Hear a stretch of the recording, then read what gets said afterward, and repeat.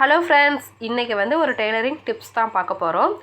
சுடிதாரோட front neck இருக்கு இல்லையா, அது ஸ்டிச் பண்ணுறதுக்கு முன்னாடி அந்த கிளாத்தை எந்த பொசிஷனில் போடுறது அப்படிங்கிறத இந்த வீடியோவில் நம்ம பார்க்க போகிறோம். சரிங்களா? ஃபஸ்ட்டு அந்த சுடிதாரோட நல்ல பக்கம் இருக்கும் இல்லையா, நல்ல ஒரு கிளாத்துன்னு இருந்தால் நல்ல பக்கம் ராங் சைடு இருக்கும். நல்ல பக்கம் அந்த டிசைன் வர்றது மேல் பக்கம் பார்த்த மாதிரி போட்டுக்கணும். அதுக்கு முன்னாடி அந்த சுடிதாருக்கு ஒரு டிசைன் இருக்கு இல்லையா, அந்த டிசைனுக்கு மேலே அந்த லாஸ்ட் கார்னர் இருக்கும்ல, அது வரையுமே நம்ம கணக்கில் எடுத்துக்கணும். ஏன்னா அந்த சுடிதாருக்கு நெக் பாதி தூரம் கட் ஆகிடும். ஸோ அதனால் ஃபுல் டிசைனும் எப்போயுமே நமக்கு கிடைக்காது, பாதி டிசைன் கிடைக்கும்.